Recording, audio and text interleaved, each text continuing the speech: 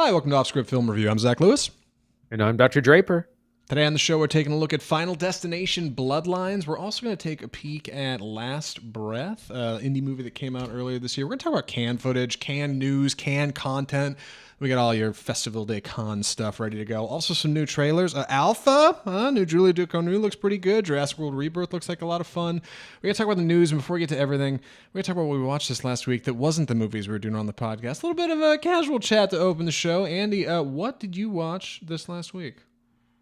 I watched a lot of TV things this past week. I got caught by this new documentary on Netflix called American Manhunt: Osama bin Laden, which is, I think, a anthology series they have. But this covers the 9/11 attacks, kind of the morning of, and then the immediate aftermath of trying to find out who was responsible. Very exciting start. First episode's really good. Gets a little weak in the second, and there is a third episode I have yet to see. But it's got a lot of archival footage and goes back through that day, like minute by minute, that sort of thing. Pretty exciting stuff, and I'm always interested in the kind of the spycraft, how they actually find these people. Still got one episode of that to go. I took a look at SNL 50, the finale of Saturday Night Live with Scarlett Johansson. That was a lot of fun. She's always great. She's hosted that 7 times now. Well, one of the few to have done that many. Also watched the latest episode of The Last of Us and The Rehearsal, which I'll talk about more next week after the finales this weekend. So I think we'll probably do another TV corner, kind of wrap the season. I cannot get away from Last of Us content, and I'm not watching the show. But I think I'm just like, the algorithm has just decided I land perfectly in the slice of people who should be watching the show, and I am a gamer, so it's like, oh, I should be into it. So like, I just keep getting served Last of Us content, and I'm like, I'm not in it. I don't know. So I do want to talk to you about it, but there's nothing I can say here that's particularly captivating. I have not watched anything cool this week. I watched a few episodes of Most Extreme Elimination Challenge on Amazon Prime. You remember that show? No. Oh, really? I bet if I showed you a clip, you'd know it. It's a bunch of old Japanese footage from the show called Takeshi's Castles game show, and like a couple American dudes did some voiceover on it and ran it on Spike TV in the late 90s. It's stupid. There's nothing to talk about there. Let's move on to the news. Our first and only big story this week, because we're talking about Cannes halfway through the show, from the box office. Dude, Final Destination Bloodlines is eating so good this weekend, which is a big W for Final Destination fans. We're going to talk about the movie in a second. But for the numbers, what do people need to know at home, Andy?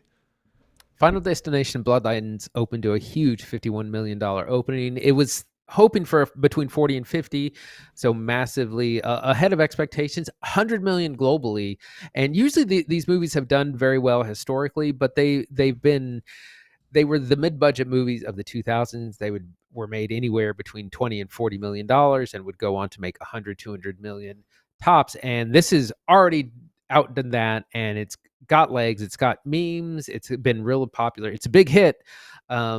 So it's a great start for that property. In second place, we had Thunderbolts at 16 million, Sinners at 15, Minecraft at 15, and having crossed the $900 million mark in its 7th week or so. The Accountant at 5 million, and then way in last place was The Weeknd's new movie with Jenna Ortega and Barry Keoghan, Hurry Up Tomorrow, which made a measly 3 million. Yeah, I was joking about Hurry Up Tomorrow earlier on Twitter. Sinners is having an incredible run. I think people may have already seen it and it may have kind of slipped out of their mind, but we're over 300 million globally. It is right behind Thunderbolts. There's a couple days this last week when it passed Thunderbolts. Like Thursday, Sinners made more money in the United States than the new Disney movie, which is nuts. And Sinners has been out for 40 days or something. So like, it's crazy to see how good it's doing. Cooger can't miss, man. I cannot wait to watch his next movie, because it's going to be a blank check movie, right? Like whatever he does, the studio's just going to be like, go for it. Do whatever you want to do. Maybe he'll make something like Babylon, like Damien Chazelle. Maybe he'll make something online like Sinners, right? Like I don't know, but whatever he does next, it's going to be a banger.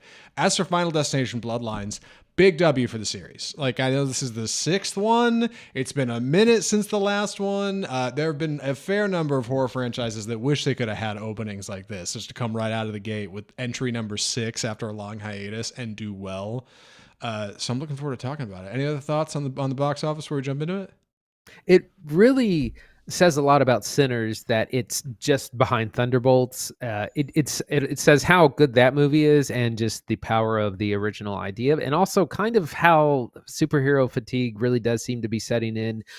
This kind of movie 10 years ago would have made 500-600 million, maybe come close to $1 billion. But it's just a different era for Marvel, and Thunderbolts is a good movie, and people are enjoying it. It's just not the heyday that Marvel once enjoyed. Yeah, I find myself side-eyeing Sinners like global take. It's done so good at the U.S. box office. It's like 240 million in the U.S. and then the other 50-ish million is global. And I'm like, man, 240 million in the United States and only 50 million throughout the rest of the world. What are y'all missing? I know it's a uniquely American tale. It's set in the American South. Like, I see that. But it's also pretty universal, right? There's some stuff about like being an immigrant, and there's some Scottish, Irish, English stuff in there. Like, I don't know. What are y'all missing? Maybe it's just not getting good distribution. I don't know. But for what it's worth, dude, Sinners can't be stopped. Yeah, Thunderbolts doing pretty good. I think I need to move off the box office, but I was reading somewhere that Thunderbolts is might end up underperforming for them or close to it because they ended up spending like $200 million to make it. Do you read anything about that? Yeah, I have. I think it is not doing as well as they had hoped. It might break even. Like, it's going to be fine. It's going to be okay, but it's not a big summer hit like it kind of should be for. Again, Final Destination is an old property, no stars in it. Whereas Yeah. you have Thunderbolts full of names and a superhero property, but again, it's just signifies changing taste, a changing era. Maybe we can't do a C and D list superhero movie anymore. Maybe you got to bring out the big guns like Superman that we're having in a few months, or Fantastic Four. Yeah, it is really funny, like walking up to the theater this weekend to watch Final Destination Bloodlines, like walking past the row of all the movie posters, you get all these big faces, right? Like Josh Hartnett's in his new movie where he's like a secret agent on a plane or something, and you've got like Thunderbolts with everybody on it, right? And Florence Pugh and Louis Pullman getting pushed off the side. And Final Destination Bloodlines is just like a goofy CGI skull with absolutely no talent on the poster because they didn't spend any money on the cast and they don't need to, which I'm really excited to talk about it. We should jump right into it. Andy's going to be taking the summary on this, so I'll get out of his way. Andy, please take it away. Final Destination Bloodlines. So this is the sixth installment in the long-running Final Destination series, which originally started in 2000 and ran through 2011 with 5 films. Like I said earlier, they were mid-budget, $20 to $40 million films that went on very successfully, became cult classics among the horror genre as well. They took a hiatus for the last 14 years. We haven't had one. I'm not sure why, because like I said, they were all very successful. So in Final Destination 6 or Final Destination Bloodlines, we meet Iris in the 1960s, who she's young, she's in love, she goes to this big kind of Seattle Sky Needle type restaurant. It is specifically not the Seattle Sky Needle, but it's The adjacent Sky to View. that. Yeah, Yes. the Sky View is what it's called. Yes. Yeah, and all these movies kind of have the same pattern, but it works like a charm. Iris sees a premonition of this disaster at the Skyview restaurant and hotel, that the floor breaking, people falling out, dying, people on fire, elevator not working, all these things. She tells everyone, you got to get off the dance floor, you got to clear out of here, and she saves dozens of lives by doing this. But death will not be cheated, and death always has a plan to kind of come after people if you kind of slip its grasp. So we actually jump forward 50 years to Stephanie, who is Iris's granddaughter, who is having this same premonition back from the 60s, and she doesn't know why. She's struggling at school. She's struggling with her family. She's kind of become the black sheep. And she was like, I need to talk to someone about this. And someone says, hey, Grandma Iris kind of had some of this. She was a little weird. She kind of broke up the family, but you might talk to her. And so she does, and that's where she discovers all the lore about the premonition, cheating, death, all the staples of the Final Destination, which of course we've come to love: the kills, the murders, the avoiding death, the trying to figure out who's next in line, all that fun stuff. So Zach, what do you think? I have seen one of the Final Destination movies. I didn't see 2, 3, 4, 5. I've seen the first one, and I've seen a bunch of clips from the other ones. That being said, this movie's a lot of fun. I really liked it. It's really good. I had a great time with it. It's got problems for sure. The cast is real lean. There's not anybody really notable in it outside of Tony Todd. The animation's clunky, dog. There's some clunky animation in this movie, but it is delightfully fun watching these like Rube Goldberg like machinations like turn into death machines unexpectedly. Like a hapless lawnmower may be a part of a device that ends up frying somebody, or God knows what. I love the marketing for Final Destination Bloodlines. They gave us like 2 kill scenarios basically. Like in one is like a tattoo parlor scene where a guy gets like hooked and his chain pulls him up, and the other is like this party scene with this piece of glass and that goes into ice. It goes into a cup, and all of that is so much fun, and it works so good in these movies. And Final Destination Bloodlines manages to execute that really well because the people behind it have a lot of talent and are informed by modern horror films and like are taking their time and being really patient. And it ends up working really well. Like it's a super fun time at the movies. Like great popcorn flick. I had a great time watching it. Let's talk about it. Right. So I think we'll start with plot, because all of these are plotted the same. In the first one, there's always a big disaster at the beginning, which is avoided. In the first one, it's famously a plane. In the second one is the arguably more famous big highway scene where like the log truck, the log coming off the log truck, which I think everyone has seen, even if you've never seen the movie. The third one is a roller coaster disaster. The fourth, raceway thing. In five is a bridge collapse. So they all start like that. There's a premonition. There's one person who can kind of see what's happening. Everyone is skeptical. No one believes them. There's a few deaths, and everyone's like, okay, I guess you do know what you're talking about. How do we outsmart death? How do we survive this? It is paint by number, and that's, in that sense, it's very formulaic, but man, is it a formula that works. Well, that's just the thing. Like the fun of Final Destination Bloodlines, at least half of it, is misleading you into something you would think would be formulaic. Like our opening's a great example. Like we see all of this tragedy happen, and then when this woman's having these nightmares and she's talking to her family about it, they're like, well, you should talk to Grandma Iris. And she's like, I thought Grandma Iris is dead. And they're like, oh no, she went crazy. She's alive. And then you're sitting in your seat like, what do you mean? Wait a second. And this movie does this a couple of times. They set up a couple of clever, like, here's where you think it's headed. And then surprise, this totally did not go the way you thought it was going to go, which is delightful. Like, and keeps you guessing.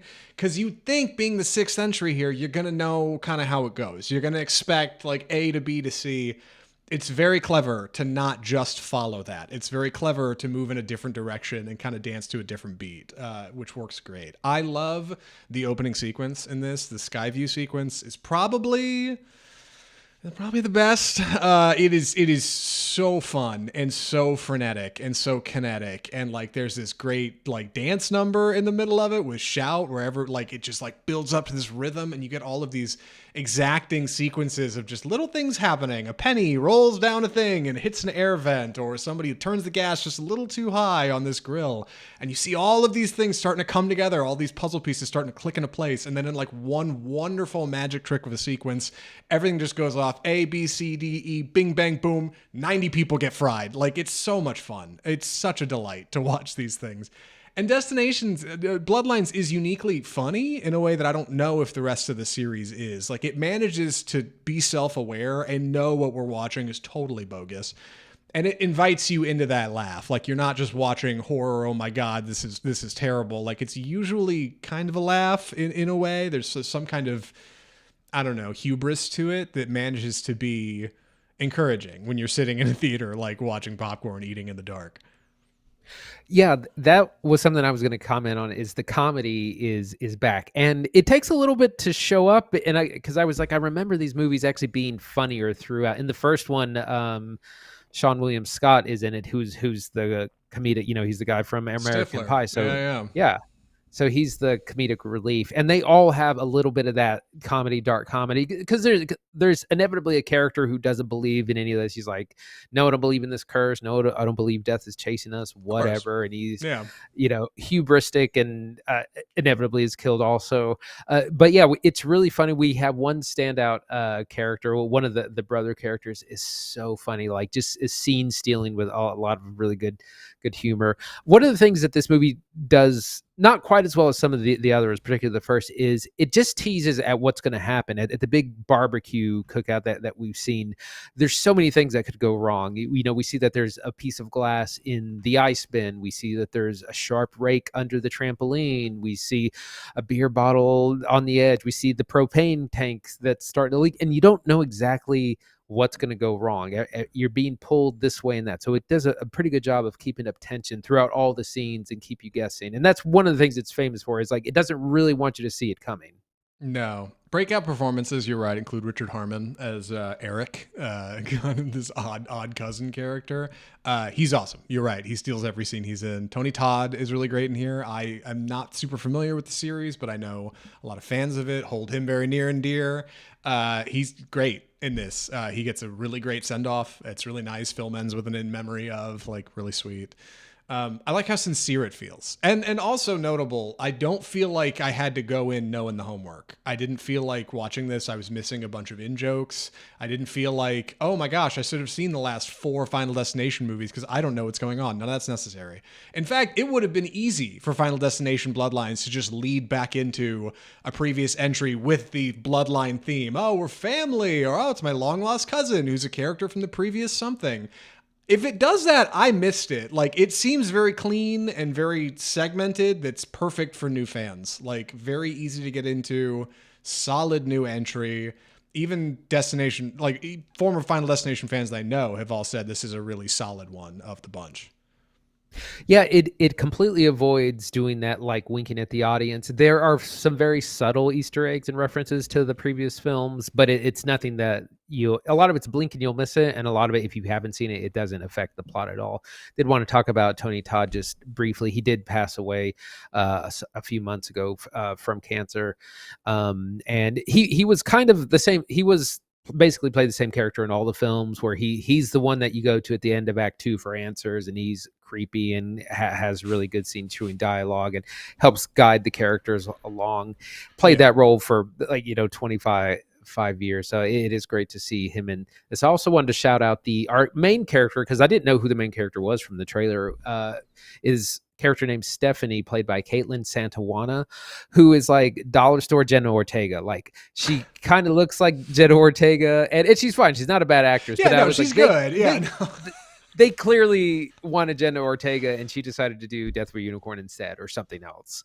But it feels like that role was probably for her. But it's almost better that there's no stars, because then you don't know who is and isn't going to survive.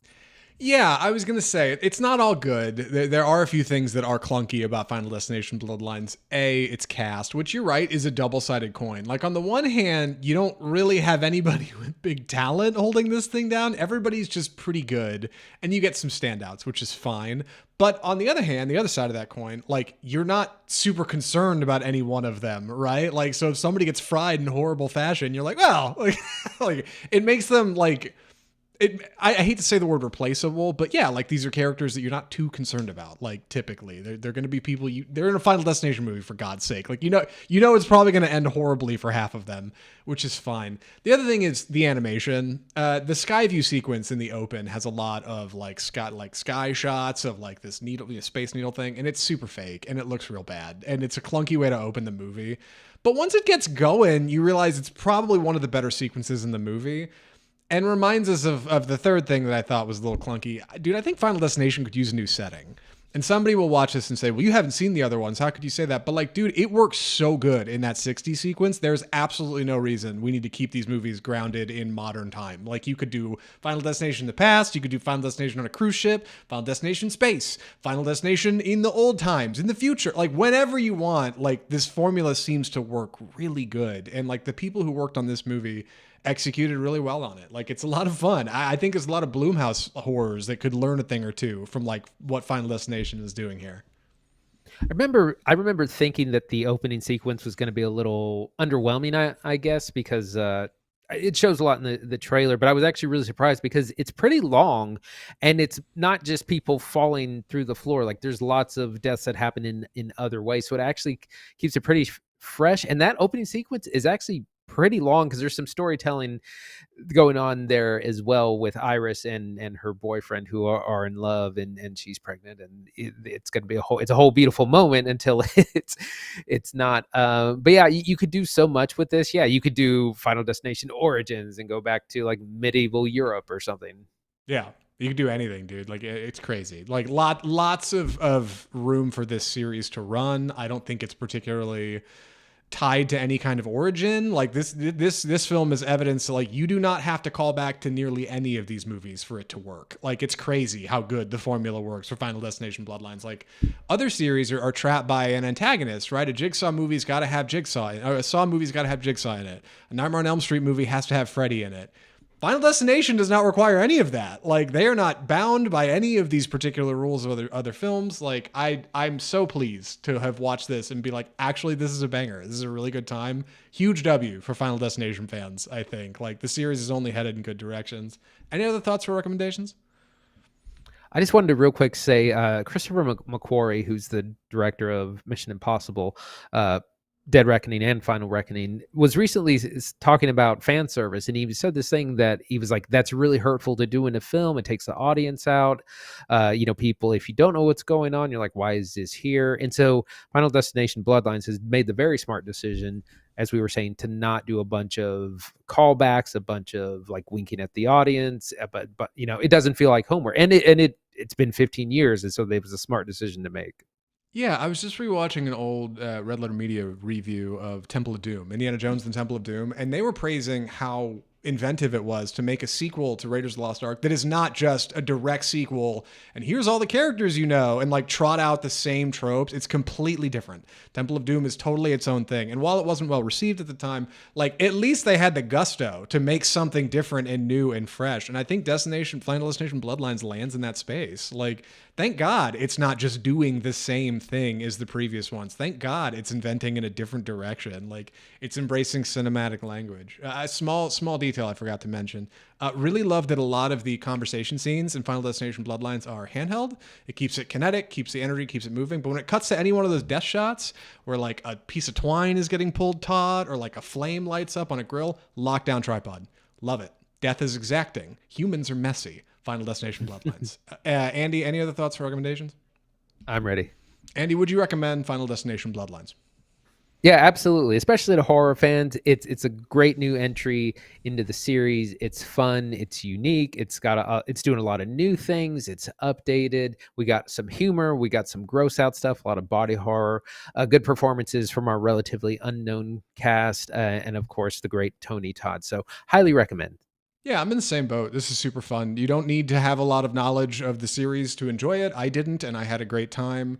This will be one of those horror movies when people are like, God, a lot of horror starting at the same area. I'll be like, Bloodline's pretty good, though. It's not a bad entry. Like, I think it's real solid. I need to go back and watch Final Destination 2 and 3. I think those are usually the ones that people say. 1, 2, and 3 are solid. 4 and 5, kind of sleepers. Bloodline's solid. I think it's good. Yeah, people are putting in their letterbox reviews. Anyway, we got to get to our next segment of the podcast. Bit of different something this week, all right? Because we got a big film festival going on, so we're going to cover that. Then we'll get to some trailers. Then we'll talk about Last Breath. Andy, what do we call this segment?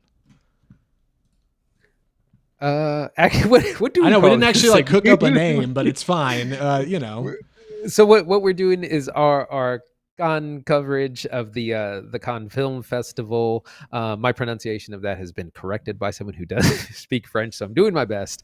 Yeah. This is the biggest international film festival in the world. It happens in May every year in France. It's a big place for awards films, things that will get the run. This is where we first heard of things like Honora, The Substance, The Zone of Interest, Anatomy of a Fall, these big Oscar things from the last few years. And so it's a big deal. Lots of star power there as well. Everyone floods there for 2 weeks. And so we're going to talk about some films that have already been screened and some of their reactions to some highs, some lows. And we're going to jump into it with Eddington, which is the new film from Ari Aster. This has been incredibly divisive. This is a COVID Western, it's been described. It takes place in May 2020 and pits a sheriff against a mayor. It's kind of skewering both sides, left and right. Variety called it a MAGA Western in some, so which is a crazy thing to say. Ari Aster has said, it's about bringing people together, learning to like communicate with each other. Again, this has been incredibly divisive. It got a 5-minute standing ovation at Cannes. Anything less than 10 minutes is kind of not great. Like 10 minutes means your movie's good. Anything like that less is kind of polite. It's almost 3 hours as well. That's been the reaction to. Very divisive. They're saying most people are going to hate it. We're definitely going to watch it because we're big Ari Aster fans. Yeah, Eddington currently has a 66 on Rotten Tomatoes with not a lot of reviews, so take that as you will. But for what it's worth, the closer you get to 50 on Rotten, the closer you are to that almighty, truly divisive feature. You either like it or you hate it, right? Like the right in the middle kind of film. And Eddington, much like Beau is Afraid, seems to be moving into that space, right? It's odd, it's weird. It's about as long as I think Beau is Afraid is, right? It's like 2 hours something. Like I know it's a long joint, but God, nearly look at that 3 cast. hours. Yeah, come on, Pedro Pascal, Joaquin Phoenix, M. Stone's in this movie. It's going to be a great time, and most importantly, it's contemporary and it's pushing the envelope in a way I think a lot of people won't. Reminds me a lot of Adam McKay's Don't Look Up over on Netflix, right? That was that Leonardo DiCaprio, Jennifer Lawrence movie talking about climate change and the metaphor of this giant meteor heading to Earth and half the country being like, we don't believe it, right? Like that was the whole thing, and they couldn't get the message out. I don't know if that's what's going on in Eddington. I'm trying not to find out a whole lot. Like I don't think there's a longer trailer out there's yet. A balance, yeah. I don't really want to watch it. I'll go see this movie blind. Like I liked Beau is Afraid. Having revisited it since, struggled with it more. I do start to see part of the reason people were not into it. But for what it's worth, like this looks like a good time. I think I'm going to be into it. I think Eddington will be great. As far as the tearing up goes for Joaquin Phoenix, like, cool, man. Sure. I watched the video. I didn't see tears. What do I know? Variety reported it. So that's what we got. Next, wanted to briefly talk about The Chronology of Water, which is Kristen Stewart's directorial debut. This is something that she was really interested in doing and pushed for. This is based on a book and memoir of a woman who was sexually abused as a child, which eventually led to substance abuse, but eventually recovery and redemption. I've heard it's long. I've heard it's very beautiful and poetic, but also some people are struggling with it. So that's a bit on our radar as well. Zach, have you heard much about this? A little bit, yeah. Variety's got this right up. Imogen Poots stars as Yuknevich, who is Lydia Yuknevich, who wrote the 2011 memoir of the same name, in Kristen Stewart's nonlinear take on the best-selling writer's life, which includes shocking scenes of sexual abuse by her father and her spiral into drug use juxtaposed with the poetic salvation she found from being in water. That sounds difficult to film. It sounds difficult to watch. But hey, dude, we watched Zoe Kravitz's Blink Twice last week. That was her directorial debut, and it's rock solid. All right. So for every time you see a celebrity making a movie and you think, I don't know, that they probably don't know what they're doing, it might be heat for all I know. And hey, 4-minute standing ovation, respectable first standing ovation at Cannes. I think it's not the almighty 10, but I'll take it. Why not? Why not? It could be great. Could be great for all I know. Part of what we're trying to do at Cannes is get films sold. And so everyone's a little hyped, a lot of stories. Again, the standing ovation. I don't think this has been bought yet, but it's also a place where first-time directors try and premiere things. We also have new films from Scarlett Johansson and I can't think of his name. Harris. He was just in Harris Baby Girl. Dickinson. Yeah. Thank you. What's the name of that movie he's doing? I don't know. Urchin. Anyway, before we jump into this next one, I just want to say, Andy clarified that he's trying to pronounce it correctly. Khan, is that how you're saying it? Yes. Khan. I'm saying can, but I'm saying it ironically, and it's funny. I observe that the way you're supposed to say it is correct, but I am doing a bit. Go ahead. I don't really know. I feel like it's only correct if you say it with the accent. Well, yeah, I know, but you got me on the long A on can now, and I think it's funny, so I'm going to keep going for it. Next is Die My Love, which is the new film from Lynne Ramsay, who previously did You Were Never Really Here, which we reviewed on the show back in 2018, one of our earliest episodes. This stars Jennifer Lawrence and Robert Pattinson. Jennifer Lawrence is a mother dealing with postpartum depression and psychosis. It's about the struggles of that and also kind of the the strain that puts on their relationship. And this is the biggest hype thing that I've heard so far at con. It's like it's already been sold to Mubi. Mubi bought it for $20 million. They're going to already push for awards. They're saying she's going to win the Oscar, like give her the Oscar today. It's the most hyped things to come out of con so far. Zach, any thoughts?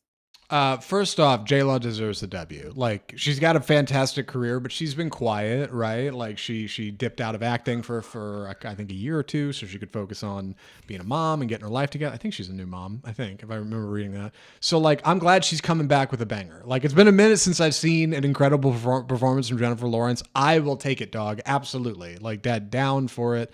Love Robert Pattinson, love Lakeith Stanfield. I don't watch a lot of Lynne Ramsay, but to lift a gag from YouTuber Eddie Burback, Mubi is making moves, right? Like, my God, they're getting big acquires. They already nailed Substance. This is exciting for them. Like, clearly they are looking to curate a specific library of films. I'm looking forward to checking out Die My Love when it comes out. Whenever it comes out. I don't even know if this is going to be a mainstream release. You might have to go somewhere weird to watch this one. You know what I mean? Yeah. Some small art house theater. Mubi making moves. Mubi making moves. Heyo. Yeah, it's good. It's a good bit. I saw that tweet today. I was like, damn, I wish I'd come up with that. That's brilliant. Next is Nouvelle Vague, another French title. This is Richard Linklater's making of film about the making of the film Breathless, which is Jean-Luc Godard's French New Wave film that came out in 1960, totally changed cinema. So it's a movie about a movie. It's in black and white. It's very popular at Cannes because it's about the place that everyone is at. So that's been received pretty positively, but not particularly groundbreaking. I read that Quentin Tarantino went and saw this movie twice at Cannes in the same day because he liked it so much. And if that's not a ringing endorsement, I don't know what is. I'm looking forward to this. I saw Breathless once in school. I remember not thinking a lot of it at the time. But since then, like, I've started to grow a nostalgic appreciation for it, and I have the DVD. I got the Criterion DVD, which I know is only like 480p or something, but we should watch it. We should check it out before this movie comes out, because I'm looking back on it more fondly than I recall actually feeling when I saw it in college, when I was dumb and didn't know any better. So it's probably worth a rewatch. As for this will probably be a banger. I just rewatched Saturday Night not long ago, the Ivan Reitman Jason Reitman picture about the making of Saturday Night Live, the first episode before it comes up. This feels a little like that, like behind the scenes of the making of a thing that will go on to be a big deal, you know? But yeah, it's black and white. It's French. It's probably good stuff. Who doesn't like a little Linklater? Speaking of odd pictures, we got to talk about Wes Anderson. Right. Wes Anderson's The Phoenician Scheme is also making its premiere here in competition as well. It's been pretty positively received, although also it's not as groundbreaking, or it's been described as quite as groundbreaking as what they're looking for. But it's got a great cast with Benicio del Toro, newcomer Mia Thapleton, who I just learned is Kate Winslet's daughter, and also Michael Cera, who everyone's like, how have these two not worked together, Wes Anderson and Michael Cera, before? They should have made 5 movies together. Apparently it's really good chemistry, but it's been really positively received. And this is the first Wes Anderson film in a while that I'm excited to see. Yeah, this one looks to break out of like the kind of odd framing that his previous couple of features have had. Asteroid City is like a play within a rehearsal within a TV show. Like, there's some weird things going on in Asteroid City. French Dispatch was like kind of 3 small stories told within the framework of a larger one. Grand Budapest, I think, which is probably his most accessible movie of late, is told within a kind of time-skipping framework. It's a flashback film from somebody who's now older, but for the most part, it's pretty linear. I think Phoenician Scheme is supposed to be that way. Also, people saying this is like one of Benicio del Toro's best in a long time. He often doesn't get a lot of lead opportunities, so it's good to see him turn out a banger. Very much looking forward to Riz Ahmed again. I haven't seen enough of that man. He needs more work. And of course, Michael Cera is a delight. Why not? I you know, on occasion I find him a little obnoxious, maybe a little annoying. Maybe that's part of his zeal. But here he's got like a French accent, and he's on a train, he's got some goofy glasses, and yeah, it seems like he would fit into a Wes Anderson film better than most. So why not? Looking forward to this one. I think this comes out in June, right? Like soon? I was just talking to Chris about it. Yeah, I think so. All right, gonna have to get tickets to that one. Spike Lee, highest to lowest. What do you know about it? So this has also been positively reviewed. This is a remake of the Akira Kurosawa film of the same name, modernized. It involves Denzel Washington as a music mogul who is involved in a ransom plot. Not a direct family member, but like the son of an employee is kidnapped and held for ransom, and he's got this moral dilemma of whether or not does he pay it. Again, like Die My Love, they're saying give him the Oscar. It's one of his best performances. So lots of positive things. Spike Lee was there on the red carpet in a big fancy Knicks suit, which was a lot of fun. So very positive word of mouth so far. Yeah, I'm looking forward to this one. This is Spike Lee's first film set and shot in New York since 2012.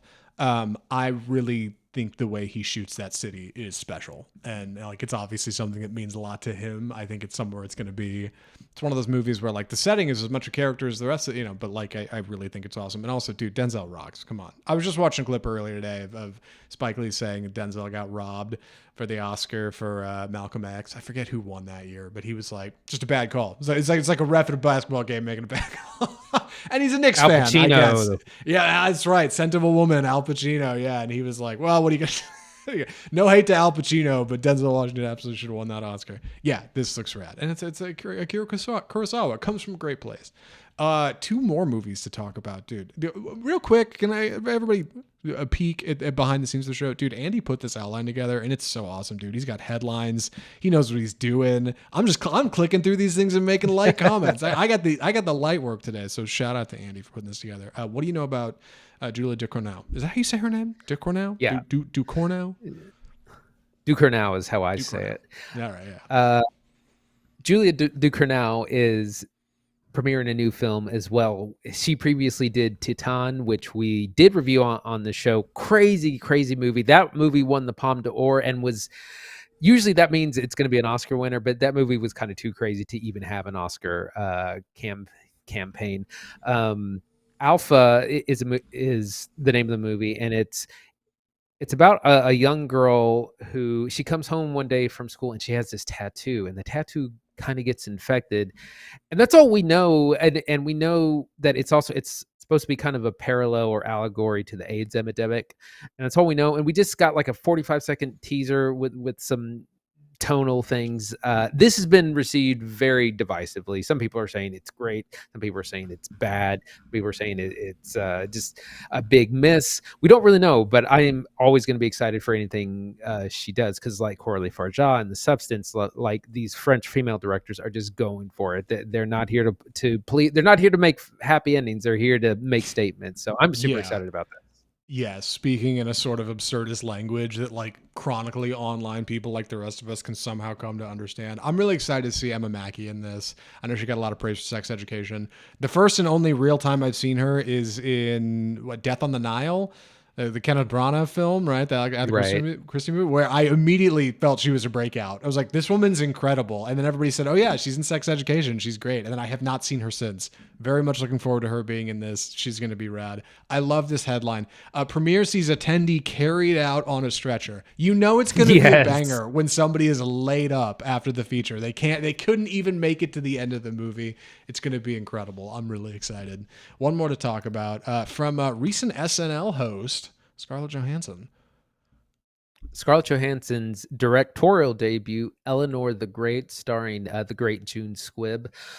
This is about an elderly woman who her husband dies and she has to move from Florida to New York. She makes friends with a young woman, and she kind of misrepresents a little bit of who she is or where she comes from, and that's one of these tales where a little lie grows into a bigger and bigger and bigger lie. This has been well received. They're saying this is going to be an Oscar campaign for June Squibb, who was previously nominated for Alexander Payne's Nebraska about 12 years ago. It's like I said, well received. Good first film from ScarJo, so definitely excited about this too. Yeah, I like the hopeful, like endearing nature of the title Eleanor the Great, right? Like, and the premise seems nice. Like, typically when I think of retirement in America, I think of Nomadland, which is a much darker, bleaker look at like that kind of later stage in life where it's like the economy's crumbling. What are we all doing? this seems a bit more hopeful. This seems a bit more idyllic in a way that I can get behind, right? Like a little bit of heart, maybe a couple tears at the end. Eleanor the Great's probably going to be a banger. Yeah. And that's Cannes, right? This is part 1. Is that what I see here on the outline? There's more of this to come? That's right. So this is a 2-week festival. Most of the big things, I think, we've covered basically the weekend through yesterday, really. I mean, there's people on the ground like doing podcasts every day recapping what they see. So we'll have more to report next week. And of course, there's always, sorry, go ahead. I was going to say daily podcast content for Cannes is way too much. All right. Y'all don't want that. What we're doing right here, fast, easy, efficient. We get you with all the headlines. It's all the good stuff right up front. So, subscribe or like or comment or do all that podcast stuff. Sorry, Andy, go ahead. Yeah. The final thing I was going to say is eventually we'll talk about the winners. We have the Palme d'Or, which is the big top prize at Cannes, and previous winners include things like Titan, Parasite, Anora, Anatomy of a Fall, the sailboat one with the Ruben Östlund one that I can't remember, Triangle of Sadness. Thank you. Yeah. And also again things like The Substance. So we'll be talking about the winners. There's acting awards as well. Mikey Madison won last year, which kind of foreshadowed her Oscar win. So we'll be back with more films and the winners. I love it. Again, shout out to Andy for putting this together. Incredible. If I had a clapping, like cheering sound effect, I'd be playing it right now. But alas, I don't. We should talk about a couple of trailers coming up. One of these, which was featured at Cannes, right? What do you know about this, Andy? Alpha. So like we just said, the new film from Julia Ducournau, who previously did Raw and then Titan. Like I said, we see this young girl, this family, single mama, it looks like. She comes home, she has this big A tattooed on her arm, and it doesn't look like a good tattoo. Like it immediately looks like all red and swollen, like it's already kind of infected. And then we just kind of get toned. There's a lot of yelling, a lot of screaming, a lot of covering this arm. We see Tahar Rahim, who we previously saw in Madam Web, is also in this movie. He shows up very late, looking very kind of gaunt and sick himself. And like I said, this is a parallel or allegory for the AIDS epidemic. I'm super excited for this, and I'll be seeing it day one. Yeah, this movie looks super messed up, dude. I'm really excited. It is rare a movie makes me feel nauseous, like in my seat, makes me squirm in a way that like makes me uncomfortable. The 2 most recent films to do this were The Substance, also by French director Coralie Forgeot, and I think Titan, man, like good God, that movie's twisted. It's fantastic. And I guess I was glad to hear that this wasn't quite as graphic as her previous features as Raw and Titan. I was like, okay, this is going to be a bit more chill. Titan for those of us in the United States. But also now I'm reading more about it. I'm like, oh no, this still sounds pretty, this sounds still pretty body horror, man. I don't know. This doesn't sound very nice. It's not as violent as Titan. It is as emotionally draining as Titan is what I've heard. Yeah. A mother and a daughter. It's like, oh no, dog. I can't wait. It's going to be awesome. I'm really looking forward to it. You mind if I jump into the next one? Any thoughts on this, Andy? Go ahead. We have a new trailer for Jurassic World Rebirth, which I'm really excited to talk about. If y'all don't remember, keen fans of the show will recall that Andy and I did a first look, quick, rapid fire response to the first Jurassic World Rebirth trailer when it came out.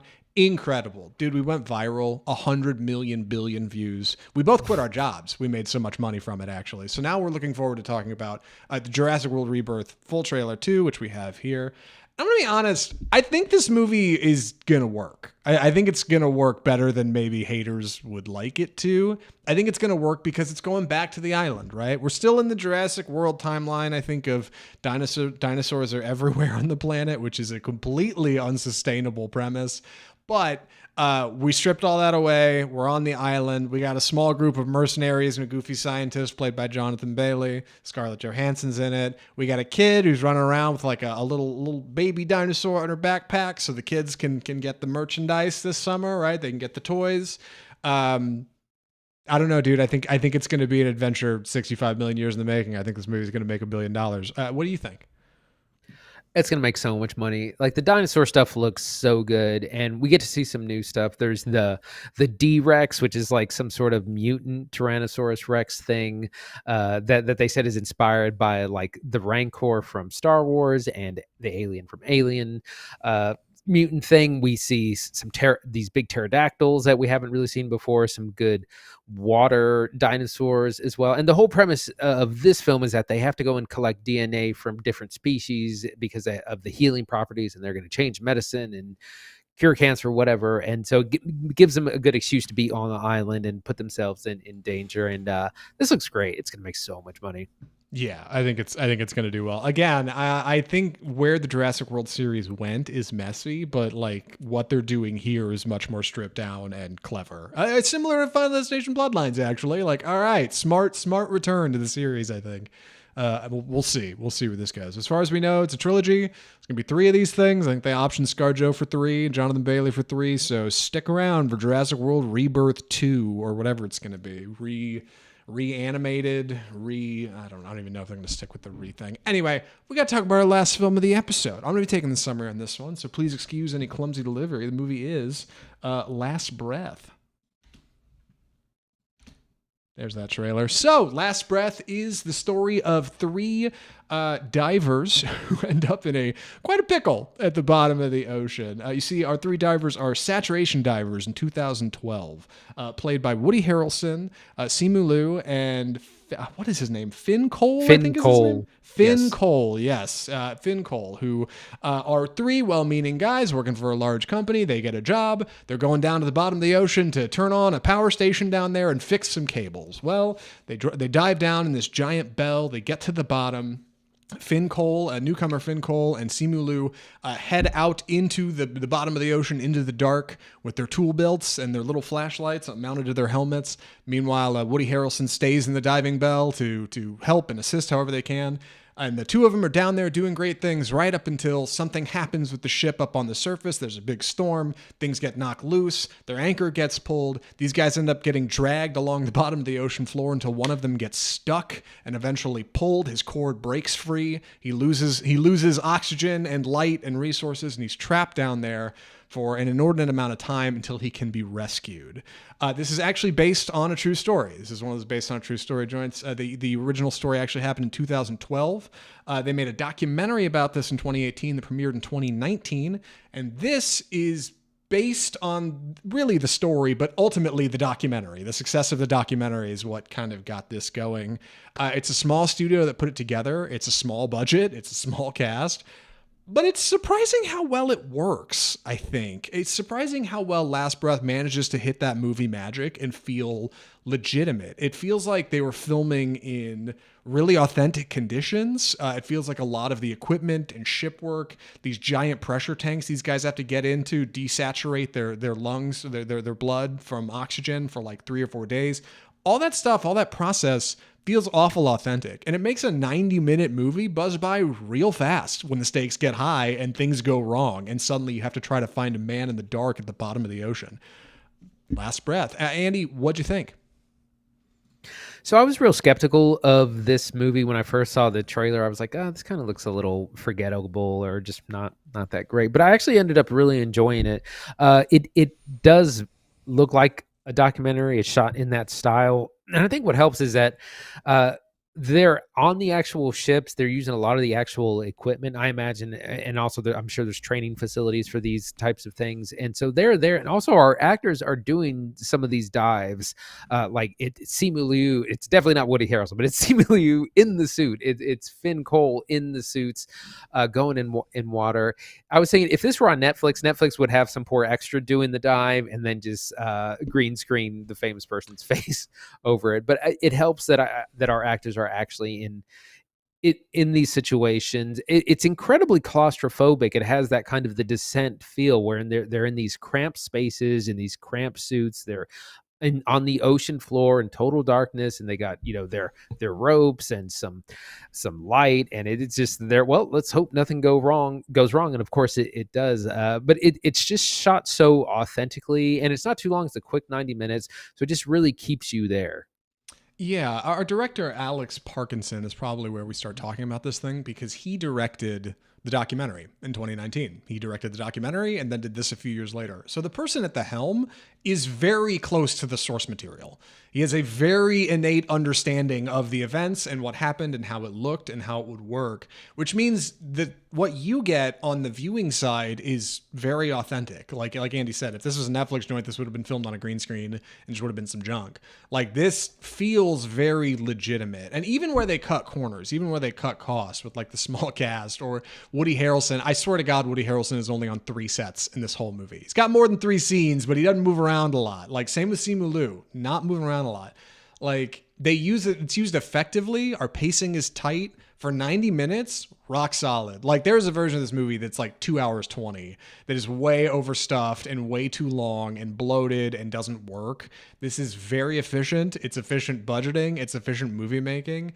And it manages to get the movie magic, man. Like you really feel like these guys, I mean, they're like astronauts. And that's said at one point in the film that like really it's almost like being like a spaceman. Like you are going into conditions where you could not possibly survive without additional resources. So when things go wrong and you have to try to save a guy, it's quite harrowing. It's weird because they use real footage of the event in this. Like there's a few shots where like they use the actual rover footage of finding the guy down there.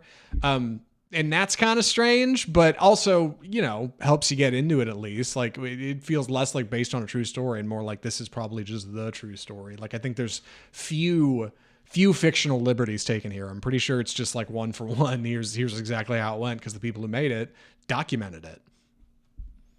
Yeah, it feels like a mix between a fictional story and a documentary, which it kind of is. Like it uses a lot of CCTV footage of the various chambers and the bell, what they call it, and the divers footage, as well as traditional Hollywood camera footage and some CGI things as well. But it feels so authentic, and it feels like you're watching a documentary. And I even wonder how many of the people are people who actually probably do this in real life, because it's easier to just if you need extras in the background that look like they know what they're doing, you just hire the guys that do it. I'd love to find out some more information about how this was filmed, because like they probably have training facilities for all this stuff, which is what I said earlier. And I feel like that's probably what they used and what they were able to get such authentic settings. And again, if this were on Netflix, it'd look terrible. But the fact that you're in the pools, in the water, underwater, in these cramped spaces, I think really adds to the effect. This would have gone over really well in the theater. And it's one of the few things that I'm like, oh, I kind of wish I had seen it on the big screen, because it would have added to that claustrophobic feeling. Yeah, it doesn't feel like it's overstuffed with like CGI. I don't feel like I'm looking a lot of like fakery. Like there's definitely some stuff like this large ship out on the ocean at night, like getting moved around by the waves. Yeah, like they probably did not go out and film a real ship for that. But like a lot of the underwater stuff looks real good. I know they had a different second unit director for filming all the underwater stuff. I forget his name. He's in the opening credits.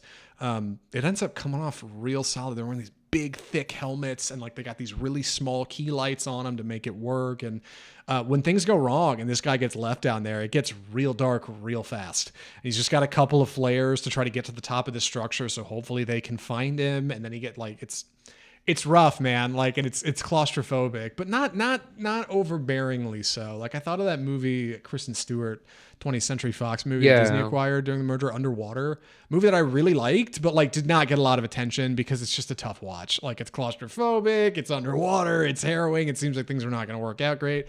Like this manages to come out on the better side of something like that. Like this is the kind of movie you could throw on in the background. You could watch if it's on TV. It'd be on TNT back in the day, right? You just see it, it'd pop up. But like, it's surprisingly well put together for what's here. I was really pleasantly surprised. I thought I'd be on my phone half the movie, but like, nah, it's a great time. Like Last Breath ends up being surprisingly fun. Not all good though. We should talk about performances. There's really only 3 of them in the movie. They're all right, I think. The guys do okay. Yeah, I think one of the kind of narrative weaknesses is there's this B plot about Woody Harrelson's character being forced into retirement. It's really undercooked and underdeveloped, and it doesn't really go anywhere. And I felt like that was really kind of forced and inserted to have a B plot for the sake of it. So it's narratively a little thin, but like the excitement is the A plot, the guy that's getting left down there. That's all you really care about. Yeah, it opens with a scene of him and his girlfriend, and he's like, "I'm coming back, babe," and she's like, "You better," and it's like, "Oh boy, this is I'm like, no, you're definitely not coming back. Right? Yeah, I didn't click on this on Amazon Prime for nothing. I know where this is going. Was it on Prime? We watched it on Peacock. I think we watched it on Peacock. Peacock. It's on Peacock. All right, it's on Peacock. Yeah, if you got that, go check Mention it out. why. That's right. Yeah, and there's also a small plot with Simu Liu's character being kind of this like veteran hard ass. Everybody's like, "Oh boy, you're working with him. He's tough." And he definitely is. He's just kind of mean to our main character at first. Like he's rude in a way that I was thinking, oh, this will be redemptive. Like when things go wrong, he's going to discover his own humanity in the thing. Nah, he's just kind of a dick the whole time. And I don't know if like they just cut that, like that they had more stuff of him maybe being a nice guy or like, but nah, he's just kind of stern the whole way through. Harrelson, similar fashion. Like he's got this kind of stuff about retirement, but like he's obviously our weathered veteran, our grizzled veteran. He's done stuff like this before and is doing. Finn Cole as our newcomer is good, but also spends a good chunk of the movie alone underwater in the dark. So like you don't get that much time to act down there, you know, kid. Like, but it's still solid and pleasant in from a film that like I didn't know half the production studios when it opened, and it still had a good time. Like usually it's gonna be kind of a snooze fest or something like that, but like surprisingly solid. Right. And what I was going to mention is the reason that we didn't watch I'm Still Here, which is what we said we were going to do, is because it is on Netflix. However, it's locked if you are on the ad tier content, ad tier like I am for Netflix. And so it was behind locked content. We couldn't watch it. So yeah, we pivoted to this instead. If you're not a premium subscriber, you don't get the quality Oscar-nominated films. No, you got to go watch The Last Breath on Peacock, which was fine, by the way, and I'm glad we did. Netflix sucks. Who needs them? Andy, would you recommend Last Breath? Yeah, I would. It's a fun 90-minute watch, very claustrophobic, an inspiring true story of kind of everyone coming together, working hard to rescue someone who was possibly unrescuable in the moment. Good performances from everyone. Woody Harrelson, like in the 3 sets he's in. Finn Cole, who has to do a lot of who's in the suit a lot, along with Simu Liu, looks fantastic. Like really convincing settings and sets and all that sort of thing. So recommend it. It's on Peacock right now. Yeah, would recommend as well. Perfect movie to watch with your dad. Like not overcomplicated, doesn't get too in the weeds with like the saturation diving and the oxygen levels. It would be easy for this movie to wander into complicated territory. It's not. Easy 90 minutes, rock solid, good all the way through, fine performances, relatively immersive as far as movie magic goes. It really feels like you're at the bottom of the ocean. Last Breath, rock solid. Good Lord, Andy, that's the show. Big week next week. Huge week next week at the movies. We got Cannes coverage. What else are we watching? We are finally getting around to Mission Impossible. The Final Reckoning is out this Friday, May 23rd. We're super excited about that. We're also going to be watching in theaters Friendship, which is a new comedy from Tim Robinson. And Paul Rudd is in it as well. And this isn't getting a lot of love, but we're super excited for it. We've heard it's one of the funniest things all year. Some FYI releases. Lilo and Stitch is also out for the, take the family, take the kids, the live action version, of course. That's going to be a huge hit as well. So that's the other big release, but Mission Impossible, The Final Reckoning, and Friendship for next week.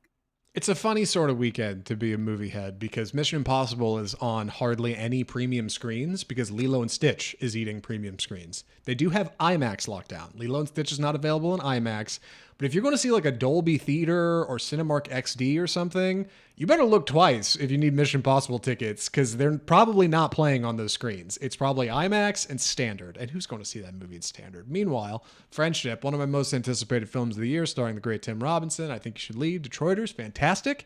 That's on like one standard crappy screen at the back of the theater, like with a soda stain on it from the time somebody threw a thing at it during Minecraft. Like, it's a bummer, but it's going to be great. I can't wait for it. Mission Impossible and Friendship next week on the pod. If you want to listen to that, if you want to catch up with us, see what we got going on, maybe watch it with us on YouTube, or we're watching stuff all the time, subscribe to the podcast. All right, subscribe to Off Script Film Review on your favorite platform. Big love to our YouTube audience out there. We're posting individual reviews, shorts, a lot of cool things going on the YouTube channel. Please come sub. Seriously, like we are making headway over there. I made that joke earlier about the Jurassic Park trailer.